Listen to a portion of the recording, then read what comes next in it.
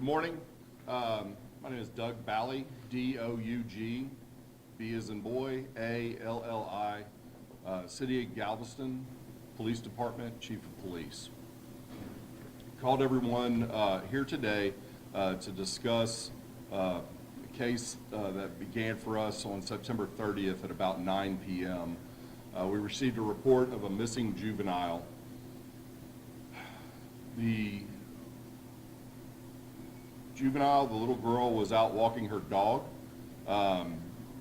something that she typically does and should be able to do. At some time after she had left home, she was encountered by Graham Dunn.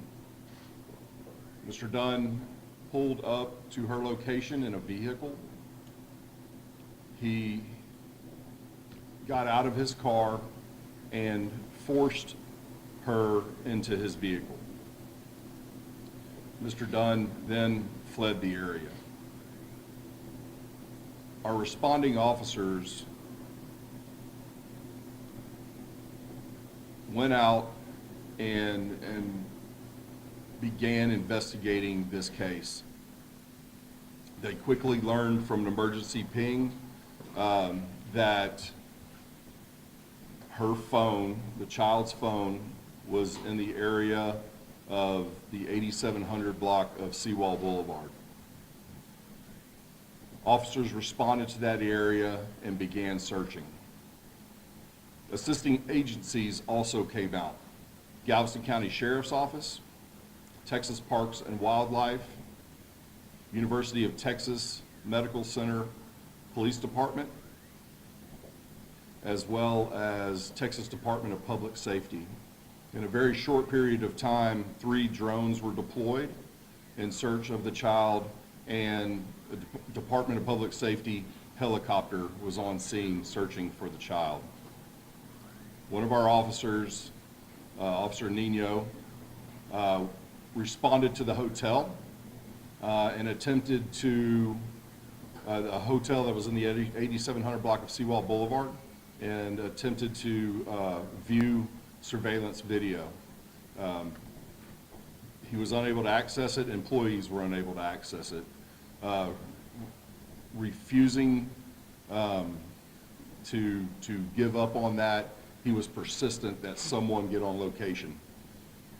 Thankfully, due to his persistence, he was able to view the surveillance video, and it was clear that the child had been brought inside of the hotel and was accompanied by Graham Dunn.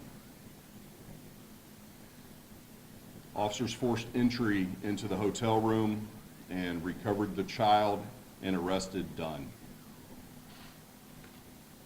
I cannot thank our partners enough for coming out and assisting us with our efforts to save this child and recover her and return her to her parents.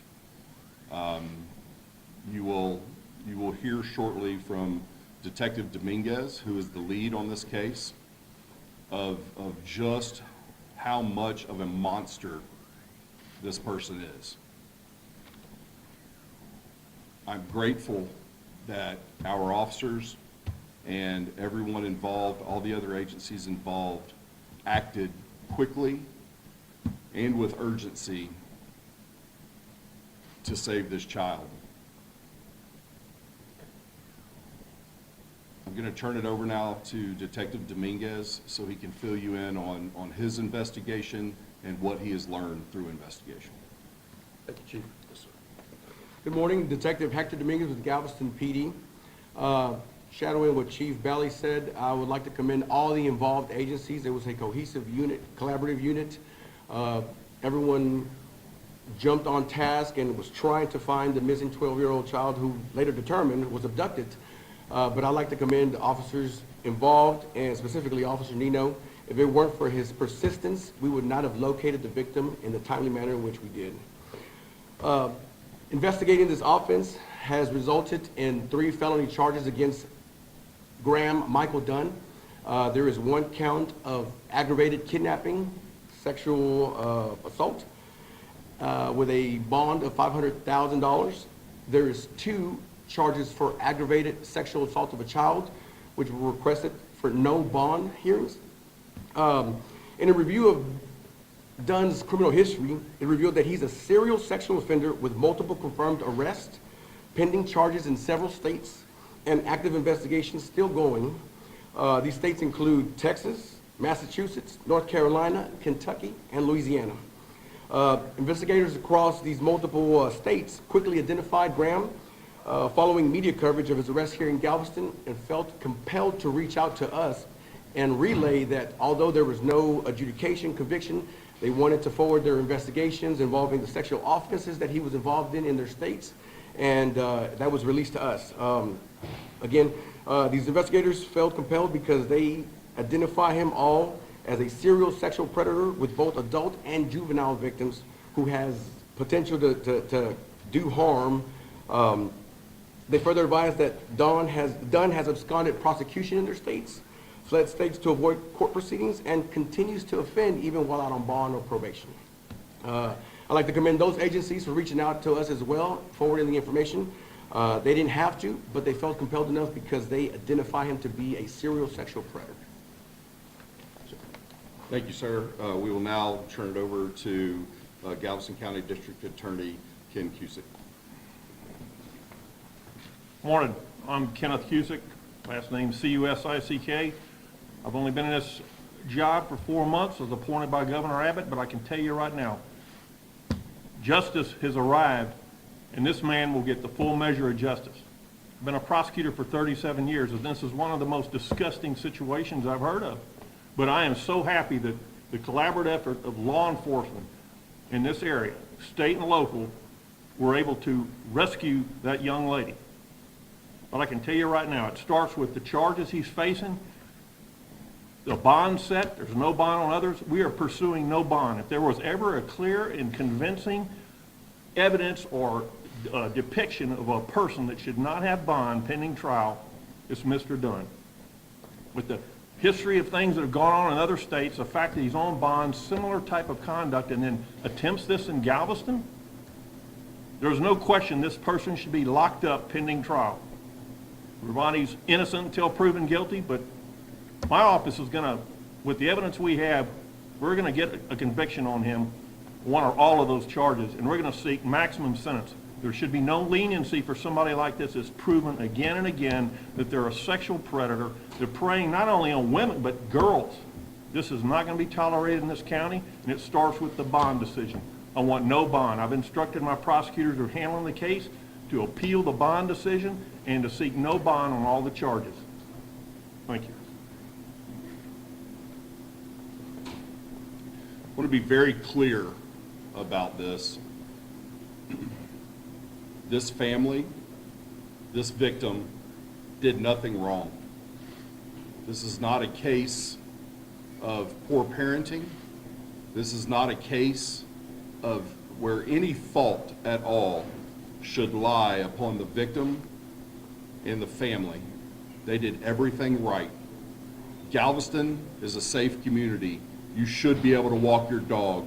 A child should be able to ride their bike, and we should be able to go outside and enjoy it.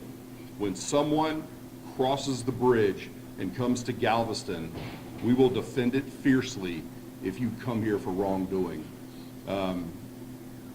I pray, and on behalf of the Galveston Police Department and the city of Galveston, that the victim receives help in recovering from this ordeal.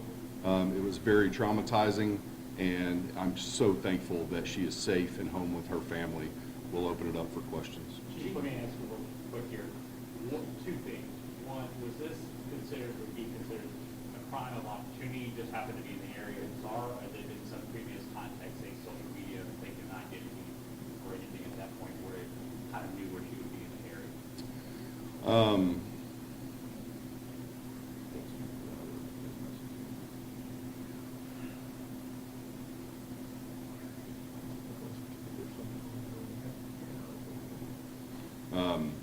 It is my understanding that, that this sexual predator, Mr. Dunn, utilized a ruse through social media to lure the child. And on top of that too, how did he end up in Galveston? Because when you took the inspector was putting out his criminal record across, he's out on bond for a North Carolina thing where he attacked a 74-year-old woman. How did he end up in Galveston? Does anybody know how it is in this travel that he ended up? No, I speculate that he utilizes multiple forms of social media and utilizes that as a way to target. Any specifics on which platform are used? No, sir, and well,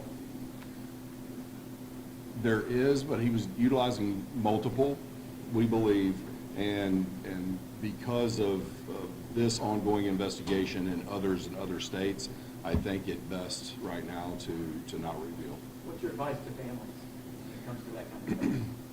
Absolutely, and that's a great question. My advice to families of young children is to monitor social media, turn off locations,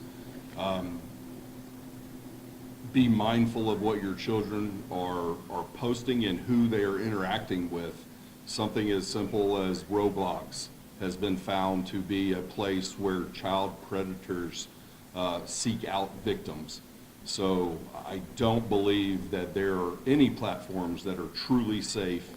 I think monitoring, talking to your children, and protecting them through consistent monitoring and being mindful and reminding them of people like Mr. Graham who are out there and seek to do them harm. Maybe a question either for Hector or DA Cusick on talking about these other crimes. In his magistration hearing, he was telling the judge, oh, I've only had misdemeanors, but given the list that you just gave out here, Hector, about where he is at in other cases, are any of those like still pending? Yes, sir, he's got, Outside of the one in North Carolina? he's got several in several states, actually. Different states label different offenses, either by codes. There is 2 active investigations of sexual nature that are labeled a misdemeanor until taken to the court setting where the judge or whatever their process is. Sexual battery is one of them that's labeled a specific code, but then it either increases in severity, but several pending charges and several active investigations still ongoing as of today. Any of those others involve minors? Because we know the one in North Carolina was an I- adult female. I don't know very, too much details specifically identifying, but he has confirmed minor victims, correct? Adult and minor victims. And the 2 charges of sexual assault with a child here are related to 2 different instances with the same alleged victim. Correct. Do we know how long the suspect's been in the Galveston area and if he's had any prior Galveston police interactions? Specifically to dates, short weeks, I would assume. I don't know the specific information regarding Galveston itself. In Texas for approximately 3 weeks, I believe. Chief, we know there was every law enforcement agency around, including the sheriff's office, all going in and looking. That particular hotel, was there like a block camera picked up something, or that he was just gonna check every hotel, kind of starting on the west end and moving? How did that particular hotel get designated by the officer that went by to try to get the data? The phone, the child's phone led us to that specific hotel. The location was actually slightly outside of the hotel. We believed possibly the phone was in a field and began searching but it wasn't right on where it was. The phone was still with the child, and so that's what led us there. And thankfully for those officers that responded to that hotel, they were persistent and never gave up. And again, Officer Nino acted extremely commendably. It was amazing. I mean, how long have you been on the force? He's a transfer, a lateral officer, had experience elsewhere. and has been with us for about 2 years. When you know what his history was before, so how long you've been in law enforcement? I think approximately 7, 8 years or so. Very sharp, very talented, very hardworking man. Through your investigation, have you identified any other, either victims here locally that you might have had contact with before getting caught in this instance, or any potential that he was grooming locally for in the future? We have no specific evidence of him acting in Texas prior to this. However, the investigation continues. It's ongoing, and we're going to turn over every stone that we possibly can to ensure that if that occurred, we know about it and extend the investigation to other agencies if need be. DA Cusick, if I can ask on this, because you're talking about the Joe bond, there's Senate Bill 9 that just passed this last legislative session that allows for tighter restrictions. Is that what you're applying here with this? Yes, the statute fits that, and even if the statute, there wasn't a change in the law, the circumstances in this case are so overwhelming that it either should be a bond this man should never make or get no bond. The conduct speaks for itself. And on just the secondary part of that here, is that, how is that process working out? Do you need to go before a judge, and then like if you go over bond hearing, like take one way or another?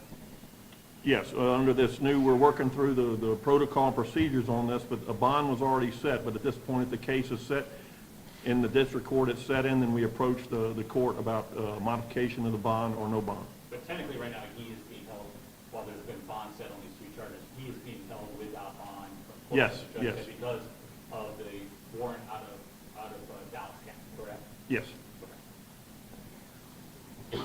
Forgive me, my knowledge Yes, of sir. island geography isn't as good as Houston, but the approximate distance between the point where she was allegedly abducted and killed. 5 miles. There was this kidnapping back in October, that was a child on her way to school. Is that being looked at as a possibility connected? It is, however, we do not believe that there are any connections to Mr. Dunn regarding that case, and that case is still under investigation. We have not made an arrest in that case yet. In fact, on that case, you have a video of who you believe to be the suspect in that early. Correct. Anyone else? If you want to have any questions? Thank you all very much for being here. I sincerely appreciate it.